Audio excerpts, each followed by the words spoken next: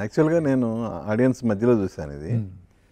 అంటే ఇక 2 సినిమాలు నెంబర్ ఆఫ్ టైమ్స్ టీవీలో వచ్చినప్పుడు కదలకుండా చూసిన సందర్భాలు ఎన్నో ఉన్నాయి. బట్ రెండింటిని కలిపి 3 hours 40 minutes సినిమాగా చూడటం అనేది ఒక చక్కటి అనుభూతి. బట్ నాకు థియేటర్లో కూడా ఆడియన్స్ రెస్పాన్స్ అండి నాకు భలే ఆశ్చర్యం వేసింది. ఎందుకంటే ఇప్పుడు ప్రభాస్ ఎంట్రీ దగ్గర నుంచి రాణా ఎంట్రీ, అలాగే శివగామి ఎంట్రీ, కట్టప్ప, అవంతిక, దేవసేన, వీళ్ళ క్యారెక్టర్స్ ఎంట్రీ దగ్గర నుంచి ఈవెన్ సుబ్బరాజు పాత్ర వచ్చినప్పుడు కూడా ఆడియన్స్లో వస్తున్న స్పందన, వాళ్ళు థియేటర్లో కొట్టిన కేరింతలు నాకు ఇప్పటికీ గుర్తున్నాయి. సో మోర్ ఎవర్ ఈ 3 hours 40 minutes అయిపోయిన తర్వాత క్లైమాక్స్లో ఎండ్ కార్డు థ్యాంక్స్ కార్డు పడింది. థ్యాంక్స్ కార్డు పడ్డ తర్వాత కూడా ఒక 1 minute 2 minutes ఆడియన్స్ ఎవరు సీట్లోంచి లెగవల.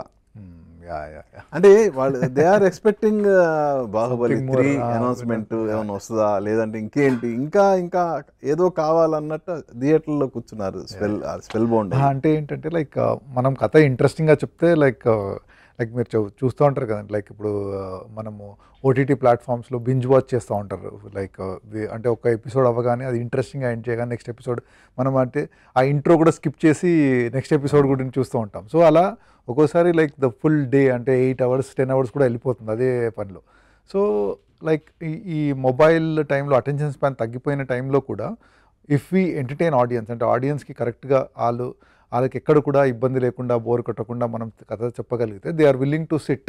So that is what epic proved అండి. లైక్ సో మీరు 4 గంటల సినిమా, ఎందుకంటే ముందు భయం వేసేది అంతే ఈ జనరేషన్లో అటెన్షన్ స్పాన్ తగ్గిపోతున్న టైంలో లైక్ 4 గంటల సినిమా ఎవరైనా చూస్తారా అని ఉన్నప్పుడు, but you seen the kind of response we have. And ఇంకోటి ఏంటంటే like this is pride of Indian film అండి బాహుబలి అన్నది. లైక్ అంటే ఇండియాలో like everyone owns it, అంటే ఇది నా సినిమా అన్నట్టు ఓన్ చేసుకున్నారండి.